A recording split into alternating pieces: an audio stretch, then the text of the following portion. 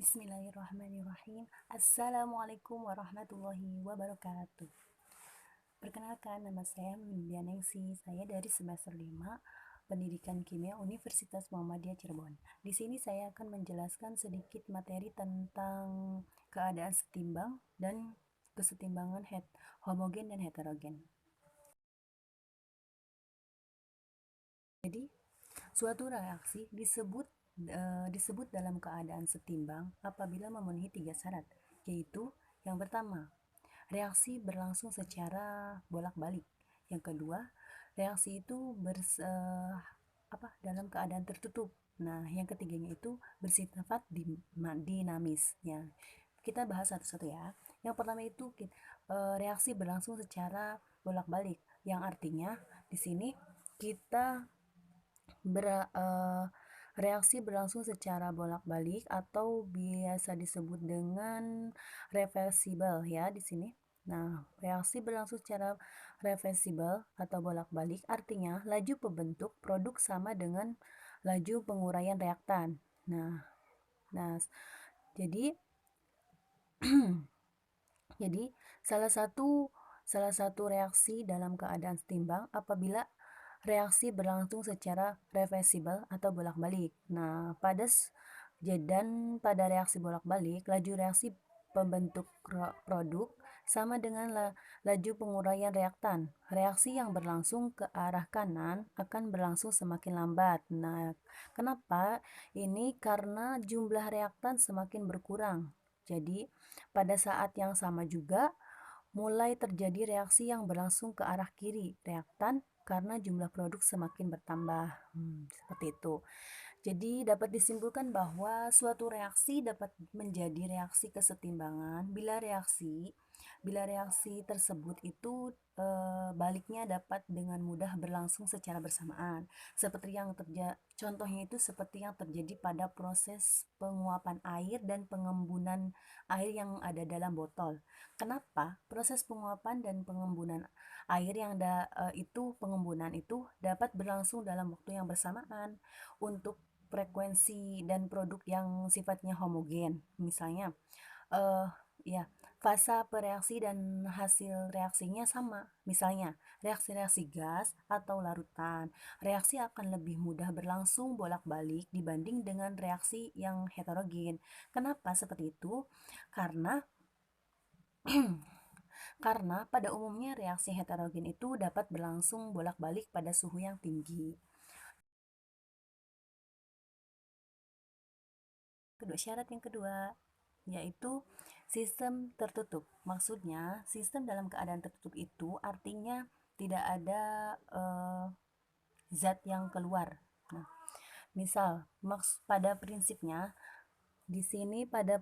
sistem tertutup yang dimaksud adalah tidak ada zat-zat yang keluar dari sistem. Nah, kenapa? Kita jelasin ya. Jadi, semua reaktan dan produk berada di dalam sistem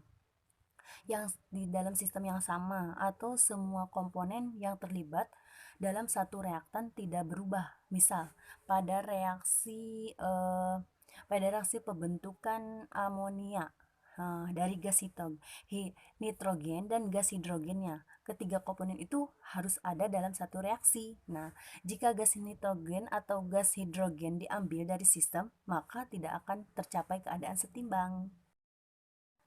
Syarat yang ketiga yaitu bersifat dinamis. Nah, di sini suatu reaksi dikatakan dalam keadaan setimbang apabila secara makroskopis tidak ada perubahan terhadap reaktan maupun produk.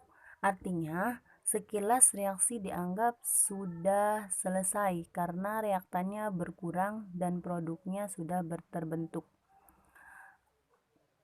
Akan tetapi, secara mikroskopis, reaksi berlangsung terus-menerus baik ke arah produk maupun reaktan. Nah, pengurangan konsentrasi reaktan akan sebanding dengan pembentukan produk dan sebaliknya. Sebagai contoh yaitu reaksi pengurangan gas Na2O4 menjadi gas NO2. Nah, nih ya contohnya ya, tak berwarna coklat. Jadi, kita bisa simpulkan bila sejumlah gas Na2O4 dimasukkan ke dalam sebuah botol yang tertutup. Nah, gas yang semulanya tak berwarna itu secara perlahan-perlahan akan berubah menjadi coklat, semula berubah. Nah, kenapa? Awalnya itu perubahan itu tidak tampak, tetapi secara perlahan akan menjadi semakin coklat gitu. Pada suatu saat warna tersebut akan tidak bertambah pekat. Pada tidak pada saat inilah terjadi kesetimbangan. Nah, pada saat setimbang tersebut masih ada gas Na2O4. Hal ini dapat dibuktikan dengan mendinginkan tabung tersebut. Pada saat didinginkan, warna coklat itu semakin pekat. Ini kenapa? Ini tuh menunjukkan bahwa gas O2 terbentuk lebih banyak. Jadi pada saat setimbang, baik pereaksi maupun hasil reaksi masih akan tetap ada di dalam sistem. Seperti itu.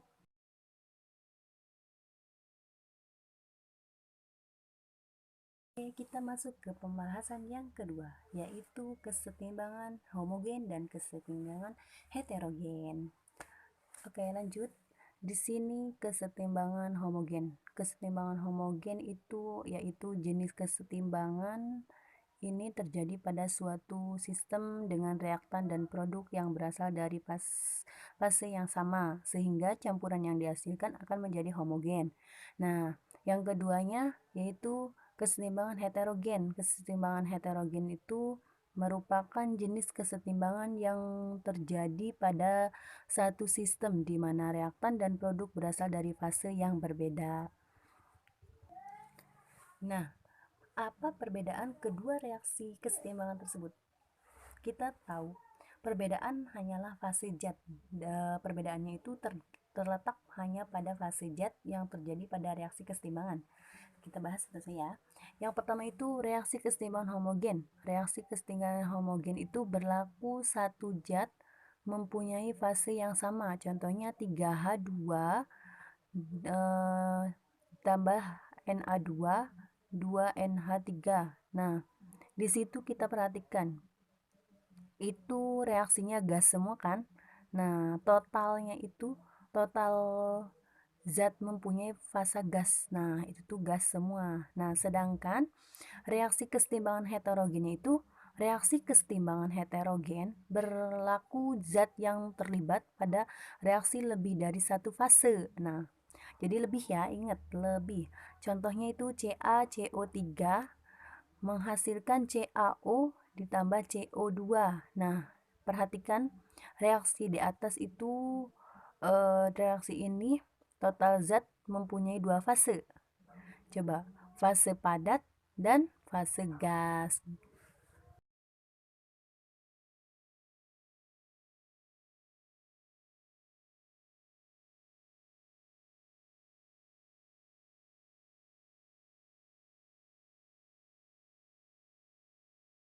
Oke teman-teman, terima kasih telah menyaksikan, menyimak video pembelajaran yang saya sampaikan. Mungkin banyak kekurangan yang saya sampaikan, kita sama-sama belajar karena mungkin saya pun masih belajar. Kesalahan datangnya dari saya, kebenaran hanya milik Allah. Kurang lebihnya mohon maaf. Wassalamualaikum warahmatullahi wabarakatuh.